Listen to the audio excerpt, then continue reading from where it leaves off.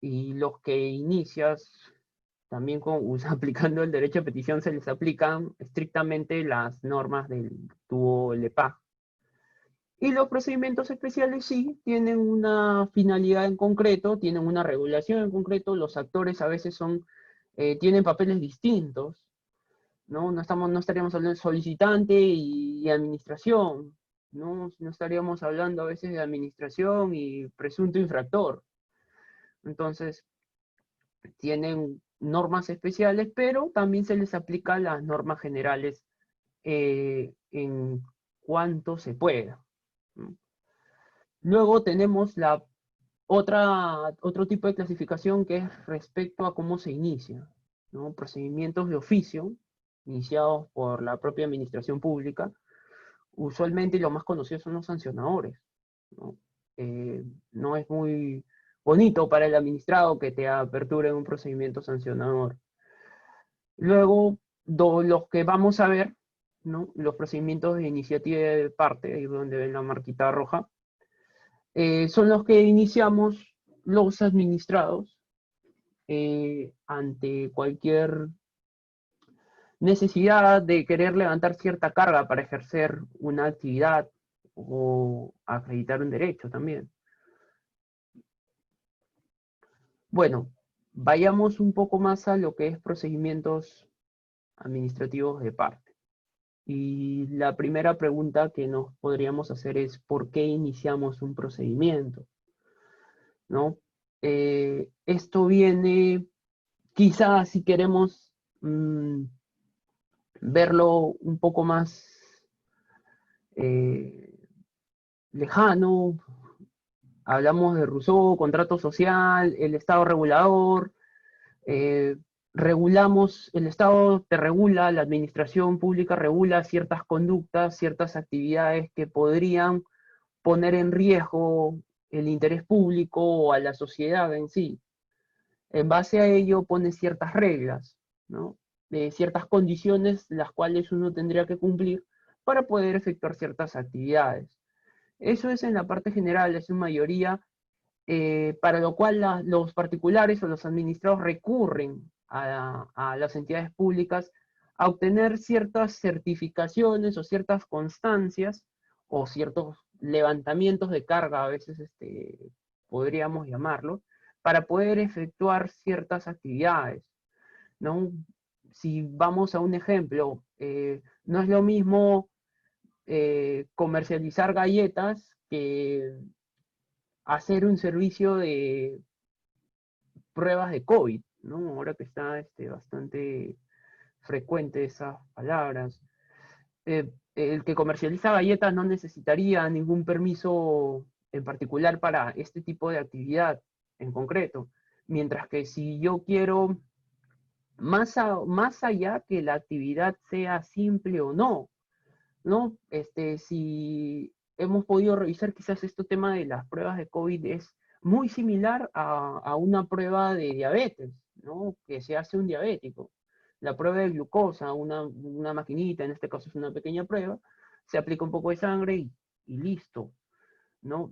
La actividad en realidad no sería tan complicada, pero la posible afectación al interés público sí, ¿no? En este caso sería a la salud.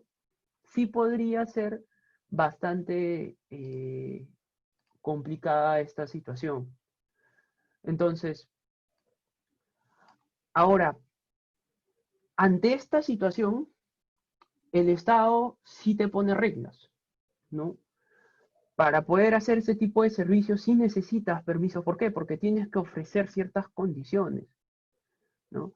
El Estado también te garantiza, a través de esta regulación, al tercero, que la persona que le está haciendo el servicio tiene una constancia y por ende cumple ciertos requisitos y da cierta seguridad de que el servicio que está haciendo no te va a poner en peligro, ¿no? Esa, digamos, que es una de las finalidades de, de las licencias o las habilitaciones que suele hacer el Estado, ¿no? Y para eso es que estos particulares acuden al Estado, a fin de obtener cierta legitimidad, podríamos decirle, o cierta constancia de que la actividad que está haciendo la está haciendo con todas las condiciones para poder ejecutarla, ¿no? O sea, son dos. Yo me siento seguro al hacer mi actividad y a la vez el servicio que le estoy prestando a alguien, a un tercero, también esta persona siente esa, esa seguridad de que se está ejecutando un servicio garantizado por el Estado a través de una licencia, por ejemplo, ¿no? También tiene que ver con la actividad de policía que tiene el Estado, ¿no? La actividad de cuidarnos, la actividad de vigilarnos, la actividad de garantizar también ciertas condiciones de las actividades. Por eso es que nosotros iniciamos usualmente un procedimiento ante las entidades públicas, ¿no? Más buscamos levantamientos de carga. Entonces, ahora, si ven en la parte de abajo van a ver una escalera, ¿no? Primero tendríamos que ver eh, dos grupos, ¿no? Los grupos que, que no necesitan una regulación, los grupos de actividades que no necesitan una regulación, los cuales, bueno, el Estado no va a poner un procedimiento, no va a poner, no te va a poner una regulación, no te va a poner un requisito para poder ejecutarla, y los otros grupos de actividades o situaciones que sí te requieren ciertas acreditaciones, ¿no? A través de licencias, ¿no? Inscripciones en registros, eh, títulos habilitantes, que se les llama en general. Entonces, este grupo de actividades para la administración pública sí tendrían una cierta incidencia, una posible afectación del interés público, ¿no? Esa viene a ser la matriz central para poder diferenciar, y va a ser la matriz central en que el Estado o la entidad pública va a poder medir si cierta actividad requiere un procedimiento en primer lugar, ¿no? Si requiere una regulación, y luego, si en caso la requiera, si es que esta tiene que ser de aprobación automática, las cuales no podría haber cierta afectación, pero no es tan frecuente o no tan grave, ¿no? Evaluación previa con silencio positivo, ¿no?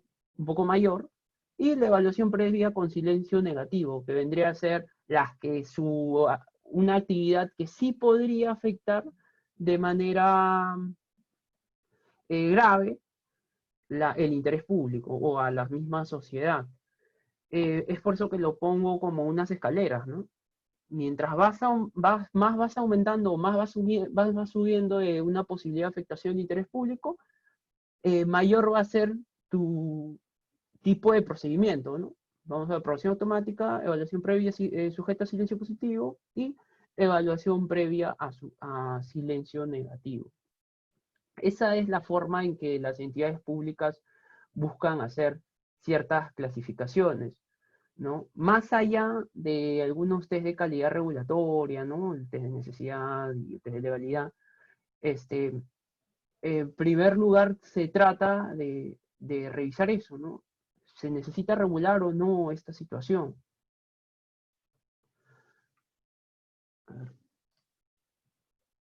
Ahora, vayamos al procedimiento de aprobación automática, que vendría a ser el primer escalón en los procedimientos que sí están relativamente regulados, ¿no?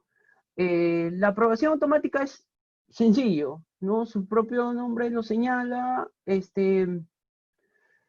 Tú presentas tu documento en una mesa de partes. Si tu documentación se encuentra completa y la entidad es la competente a la cual tú estás acudiendo, listo, bien, ya se cumplió tu requisito, cumpliste los requisitos, presentaste tu documento y tu cargo es tu constancia de la aprobación de tu solicitud, ¿no?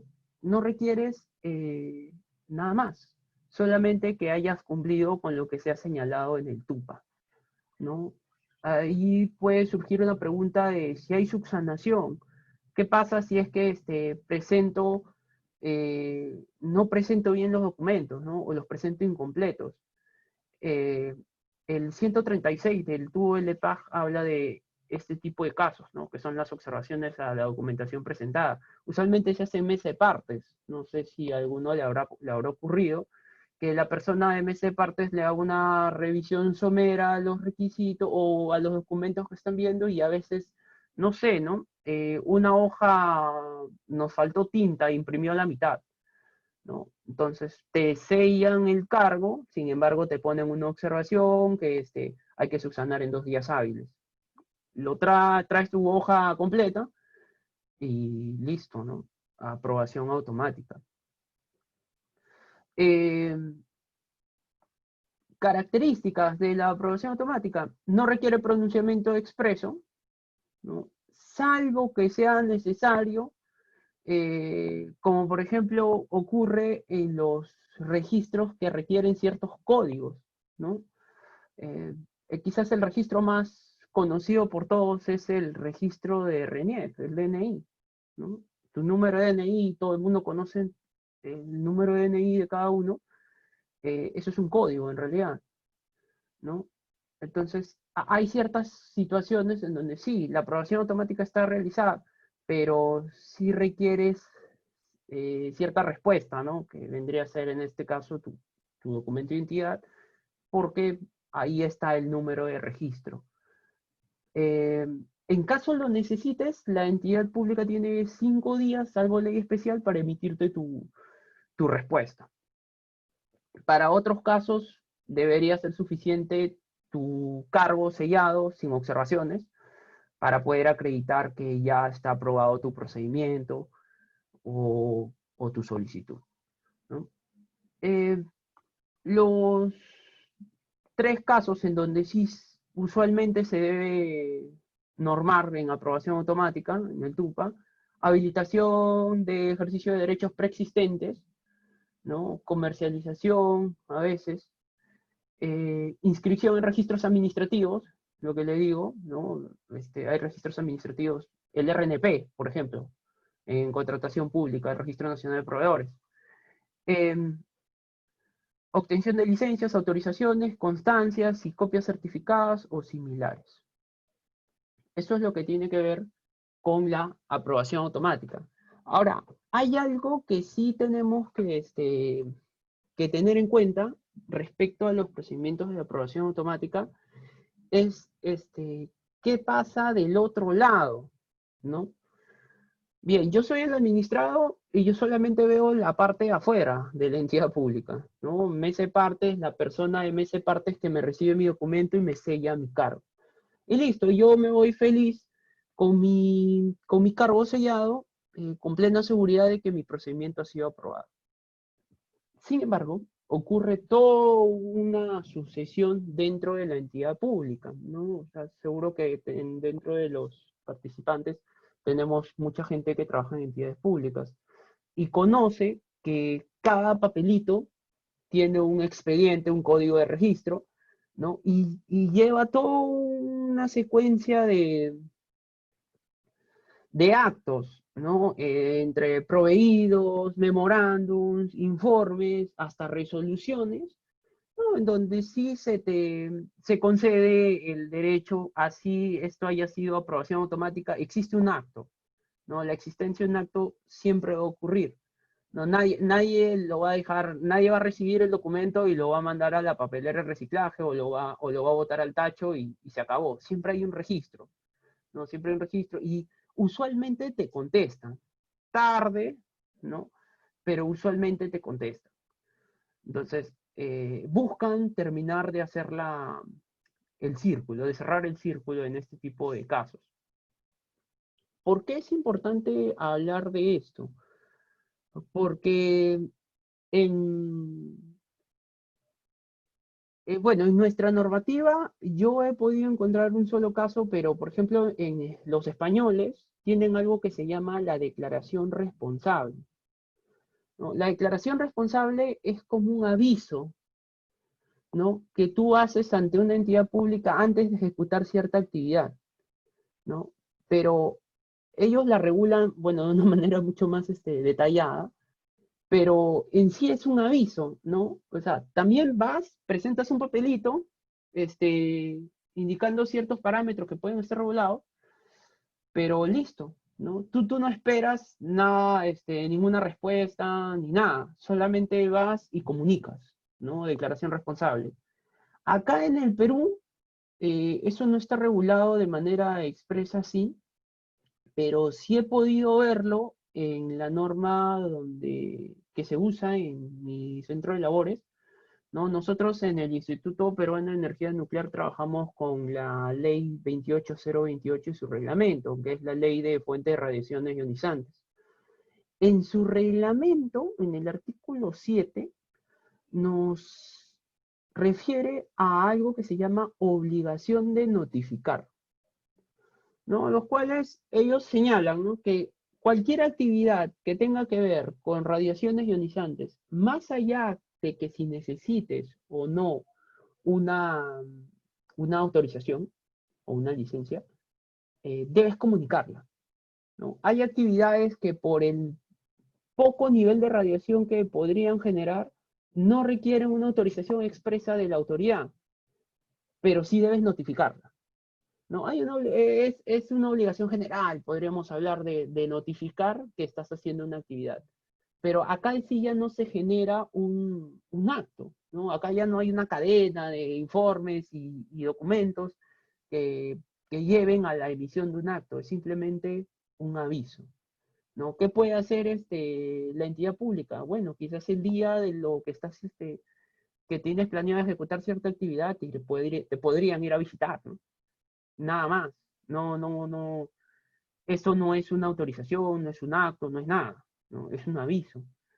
Luego, otro respecto a declaración responsable no he podido ver, pero esta parte es importante diferenciarla y tener en claro que en la aprobación automática sí existe un acto administrativo para poder ver la siguiente parte de esto, ¿no? O sea, está bien, todo es felicidad, aprobación automática, pero tiene que haber un lado de control, ¿no?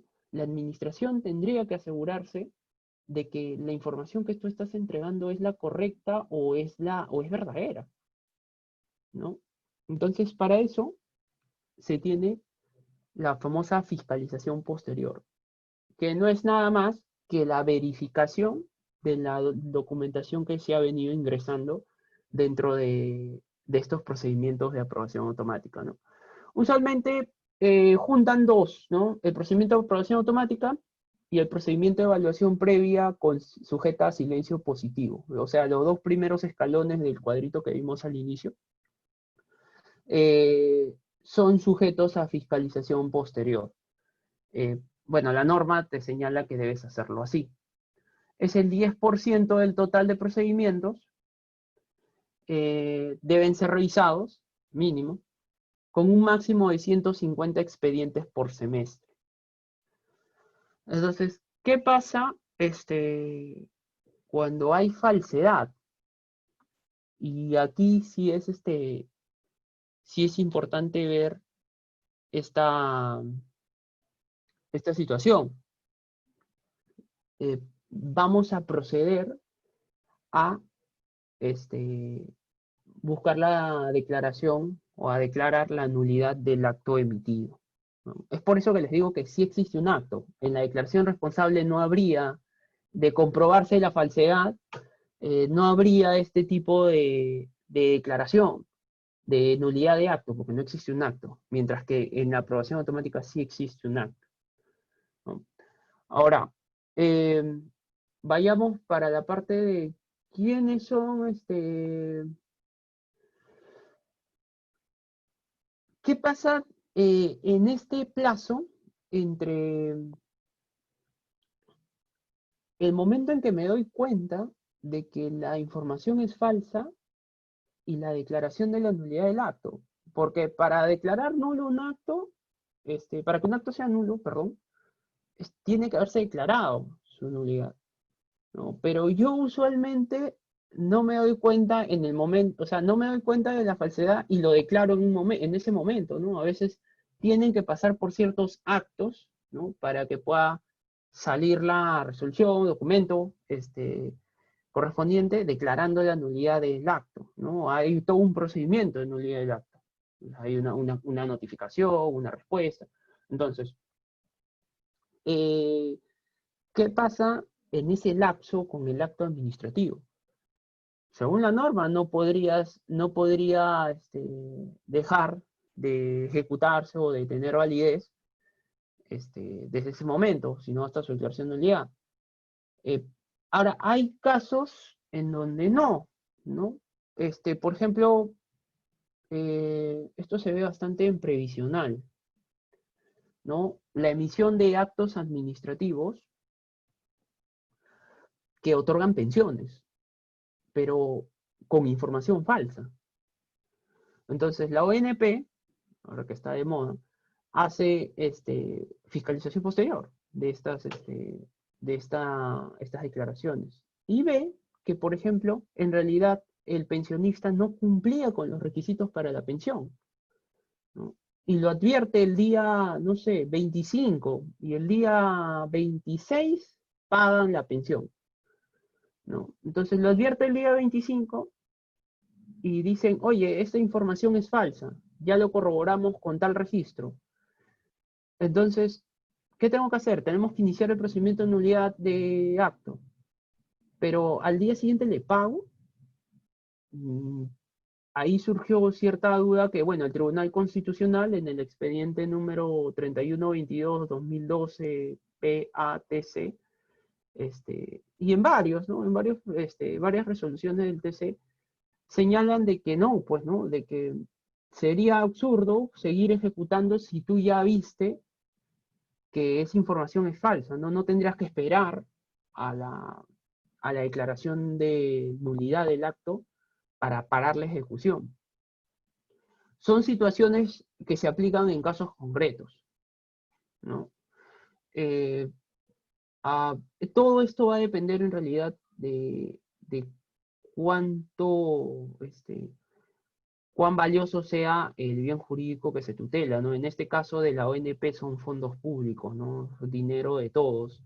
Y materialmente también lo que ocurre dentro de una entidad, ¿no? Es que, por ejemplo, personal de fiscalización posterior, los que hacen el control, advierten y sacan un informe detallado de que esa información es falsa, ¿no? Usualmente pertenecen a la misma gran oficina, a las OAS, ¿no? Administración. Y el contador o el de caja están ahí, ¿no? Están cerca y toman conocimiento de esta situación y no van a pagar, ¿no? O sea, teniendo conocimiento de que hay un informe oficial en donde se está señalando de que esto es falso, yo deliberadamente no voy a hacer el pago, ¿no? Entonces, tiene mucho que ver con situaciones en concreto que puedan suceder en una entidad pública, ¿no? Estas cosas a veces suelen ser bastante flexibles. Entonces, eh, es importante analizar también los casos concretos que pudieran ocurrir, ¿no? Porque ¿qué le pasaría a este servidor público, ¿no? Lo más seguro es que acabe suspendido y pagando el monto de la pensión que autorizó, ¿no? Eh, pero bueno, son cosas que ocurren. Ejemplos de procedimientos en aprobación automática, inscripción en RNP, bastante simple para empresas que comercializan bienes o realizan servicios en general a entidades públicas, ¿no? Yo presento mi documentación y en teoría, al presentarla ya estoy inscrito en el RNP. En la práctica, tienes que aparecer en el registro para que entiendo que del CEA se puedan autorizarte y puedan girarte una orden, por ejemplo, ¿no? Entonces, no es tan aprobación automática, pero bueno, es lo que indica el TUPA del OCE. Evaluación previa. Ya su propio nombre lo señala, los procedimientos de evaluación previa eh, van por el lado de que tiene que haber una revisión, una comprobación de estos documentos y también una respuesta, ¿no? Siempre la administración pública tendría que responder en este tipo de procedimientos, ¿no? Eh, estos tipos de procedimientos están divididos en dos, ¿no? Los sujetos a silencio positivo y los sujetos a silencio negativo. No voy a ahondar tanto en lo que es silencios, porque creo que va a haber una clase específica para ello, ¿no? Entonces, es mejor que el especialista encargado de hablar de los silencios se explaye con mayor detenimiento. Pero bueno, en general, este, silencio positivo, si no te contestan, asumes que se ha aprobado tu solicitud, y silencio negativo, si no te contestan, asumes que se ha denegado la solicitud. Evaluación previa sujeta a silencio positivo. Este viene a ser el segundo escalón de nuestras gradas que vimos al inicio, ¿no?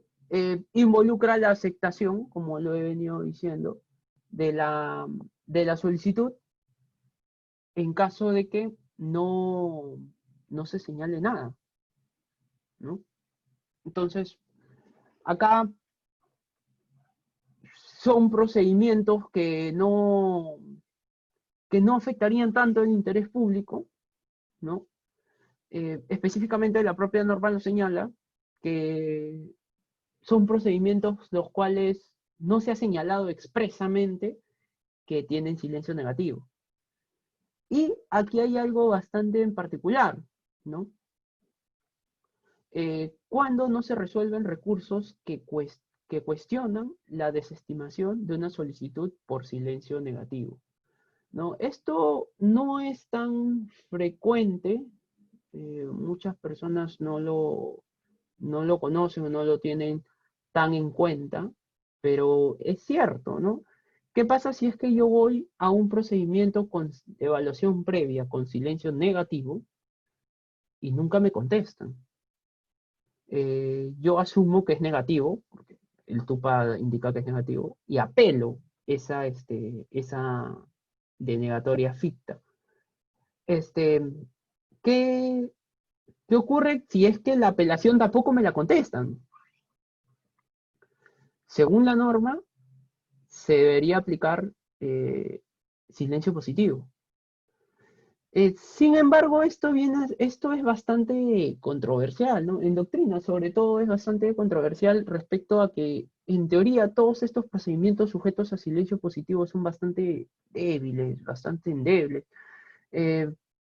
Casi el administrado no se siente tan seguro respecto a estas situaciones, ¿no? O sea, no quiere ir a, no quiere ir a pararse, no sé, ¿no? Delante de un inspector municipal con tu cargo, que tú presentaste tu documentación, quizá, ¿no? Usualmente buscan el pronunciamiento de la administración pública, así demore lo que demore, ¿no?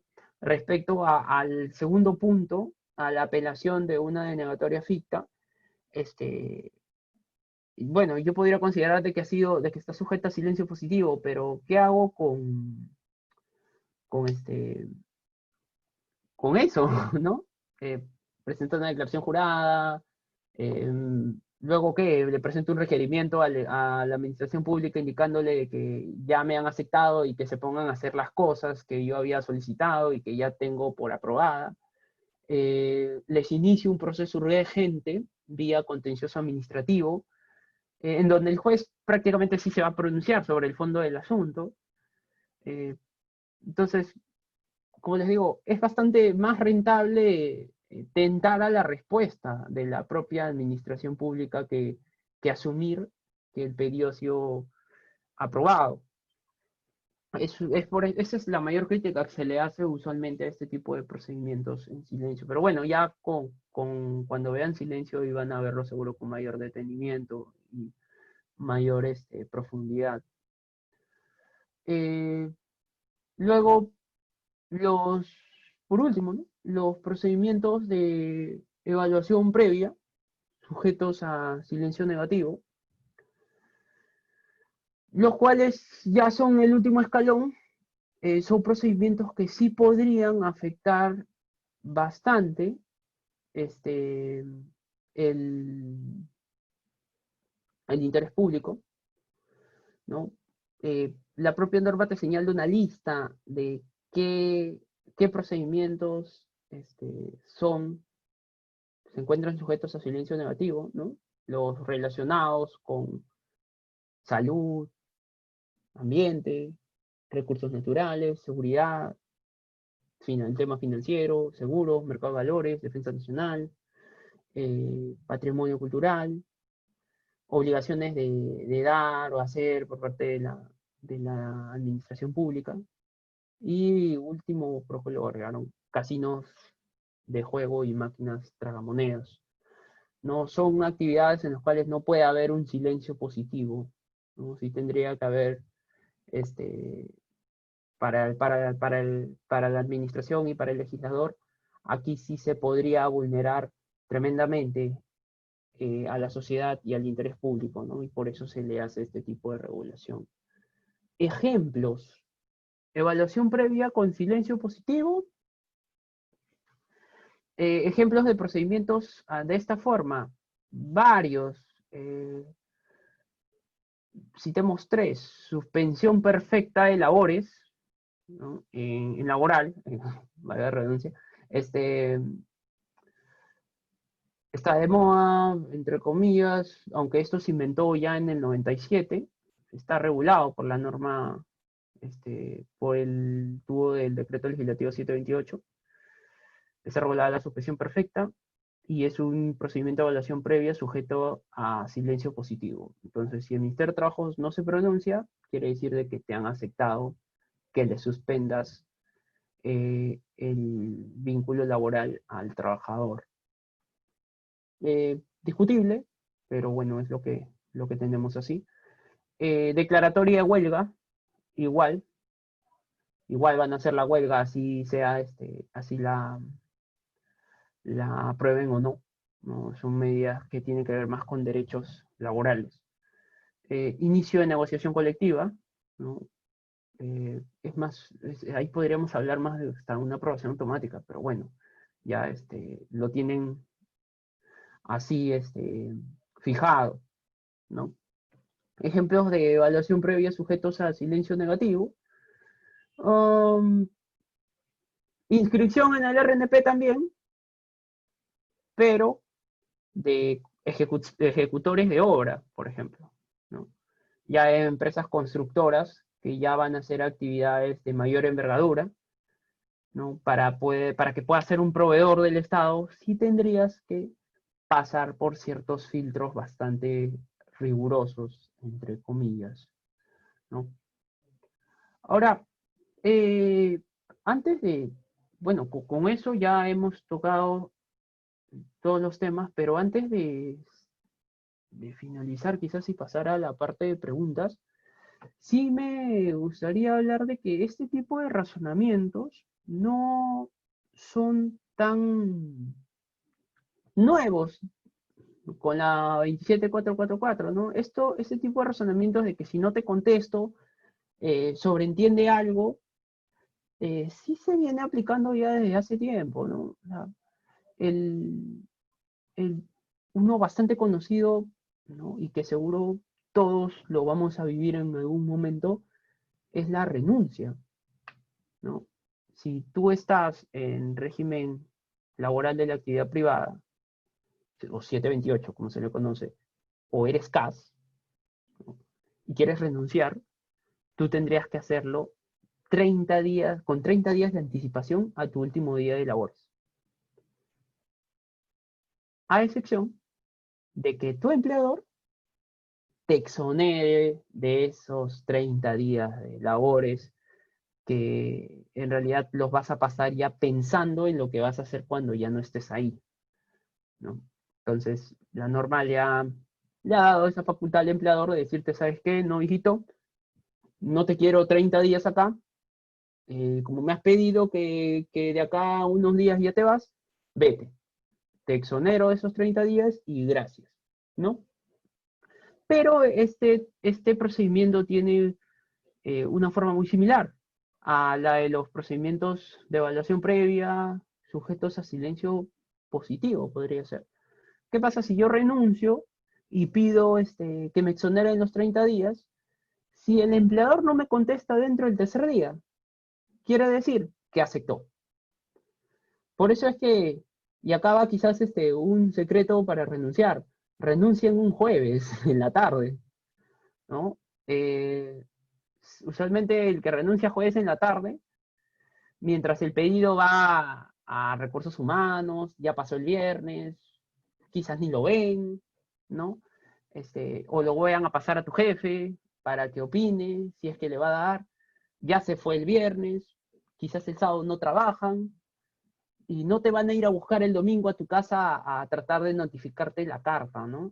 Es muy posible que si tú renuncias el jueves en la noche o en la tarde, al final del día laboral, este, terminen aceptando tu pedido de exoneración de 30 días de anticipación y solamente termines yendo el viernes, ¿no? Ya el lunes ya no vas. Eh, Otro razonamiento similar al de estos procedimientos que han sido normados es el que sucede en una ampliación de plazo en contratación pública, ¿no? Estos procedimientos son solicitudes que hace el contratista ante alguna paralización o algún atraso, ¿no? Para que amplíen el plazo del contrato, ¿no? Entonces, la propia norma señala qué pasa si es que no, no me contestan en 10 días. Ahora son 7. Por todo este tema del COVID han acelerado y han acortado ciertos plazos, pero usualmente eran 10, ¿no? Entonces hablemos un poco de 10. ¿Qué pasaba si no te contesto en 10 días? ¿No? Se da por aprobada la solicitud del contratista y acá viene algo más fuerte, ¿no? Bajo responsabilidad del titular de la entidad, ¿no? Así que, vayamos a ver el tema de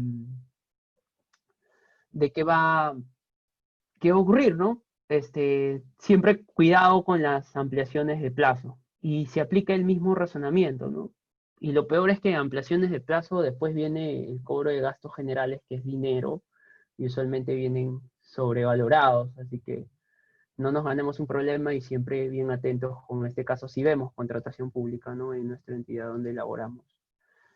Y bueno, con estas últimas reflexiones, eh, yo les agradezco por su atención y bueno, si hay alguna pregunta, quedo atento a sus comentarios, preguntas o algo adicional. ¿Listo? Muchas gracias. Bueno, a los participantes, si tienen alguna consulta, por favor, hacerla por el chat. A ver,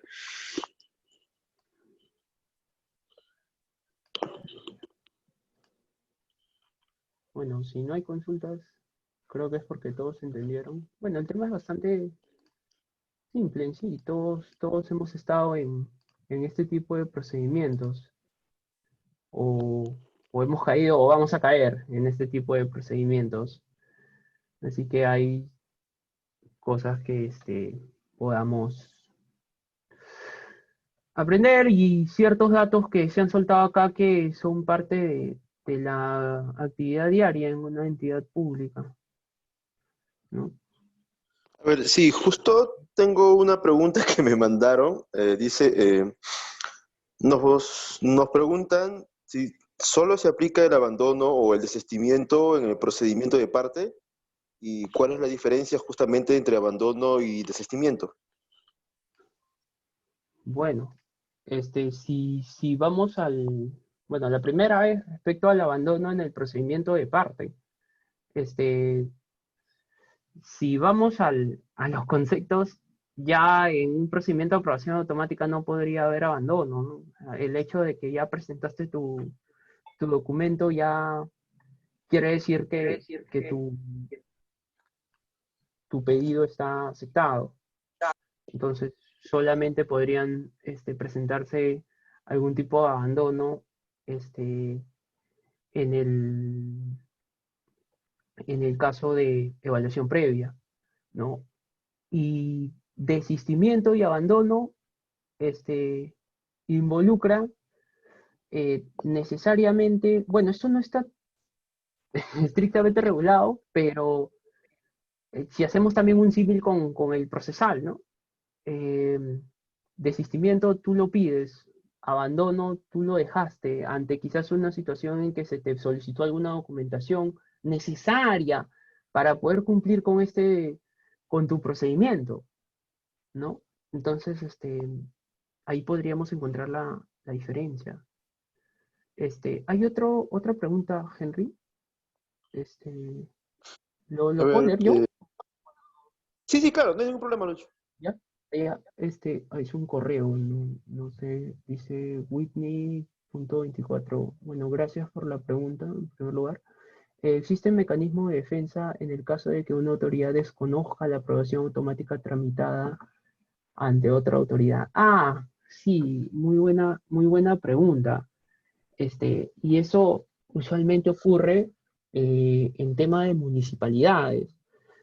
¿Qué pasa? Que, este, por ejemplo, ¿no? Cuando tú vas a hacer ciertas actividades eh, de riesgo, entre comillas, usualmente requieres dos licencias, ¿no? Una licencia sectorial, hagamos un ejemplo, ¿no?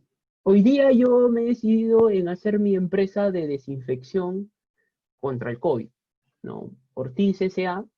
Va a ser su empresa de desinfección. Entonces, para eso yo requiero una licencia sectorial que es emitida por la DIRIS, pertenece al MINSA. Entonces, en lo cual van a revisar el espacio en donde yo tengo mis equipos, tengo mis sustancias para desinfectar, ¿no? Que haya un personal calificado, ¿no? Y si yo no tengo esa licencia, no podría sacar o tramitar la licencia de funcionamiento municipal. Es decir, que venga Defensa Civil a revisar mi local. Entonces, sí hay casos así, ¿no? En donde yo he presentado mi documentación y quizás sea un procedimiento de aprobación automática, ¿no? Ante una autoridad sectorial. Y bueno, la autoridad sectorial nunca me contestó. Sin embargo, me voy a la municipalidad a decirles, señores de la municipalidad, esto era un procedimiento de aprobación automática. Ellos no me han contestado, acá tengo mi cargo. Entonces yo voy a iniciar mi procedimiento para obtener mi licencia de funcionamiento. Legalmente sí podrías. Legalmente sí podrías y legalmente podrías eh, plantarte en la municipalidad y decir, oye, ¿sabes qué? Eh, Esto dice, este procedimiento, a mí sí me han aceptado porque yo lo he presentado. Que ellos no me hayan contestado, ese no es mi problema, es un problema de esta entidad sectorial que no hace su trabajo, pero yo tengo que iniciar aquí mi procedimiento. Y bueno, dejarás el documento, es posible que te lo denieguen y inicies todo un procedimiento de apelación ahí, ¿no? La otra forma es que vayas a a la primera entidad y veas qué está ocurriendo en sí, por qué no te están contestando, ¿no? O sea, eh, podrías iniciar también este, un, un proceso urgente a nivel contencioso, ¿no? Son situaciones en donde el ordenamiento sí te amarra bastante. Es yo te sugeriría más a presionar, llamar, insistir, porque es un procedimiento de aprobación automática que, entre comillas, no debería de demorar mucho, ¿no? Entonces, existen mecanismos de quejas, de denuncias, sea ante su OSI o sean quejas ante la propia entidad, libros de reclamaciones también hay, en donde puedes presentar tu queja de por qué no te han contestado, ¿no? y que necesita cierto registro. Lo mismo podrías hacer en la segunda entidad en donde no te quieren hacer valer esa aprobación automática tramitada ante la entidad uno, ¿no? O sea, ese sería el único camino que yo veo para poder tratar de solucionar tu problema. En, en la mayoría de entidades, ante una denuncia, ante una queja, se mueven, ¿no? Salvo que ya haya algo un poco más engorroso, pero la mayoría debería moverse remitiendo una queja o mandando una denuncia ante su control interno, ¿no? Eso sería quizás la recomendación que puedo darte. Eh, bueno, creo que ya no hay alguna pregunta adicional. Henry, no sé. Bueno, sí, ya no hay más preguntas. Estamos cerrando la sesión. Luis, otra vez, muchas gracias por participar. No, a ustedes Eh, por la atención, por la invitación. no, gracias de antemano de parte tanto de Edescal como de Égida. Y bueno, en otra oportunidad te estoy tomando la palabra para invitarte para volver a participar con nosotros. Ha sido una muy buena exposición. Gracias. Bueno, eso sería todo por hoy. A los participantes, muchas gracias por participar. Nos veremos en la sesión próxima. Muchas gracias.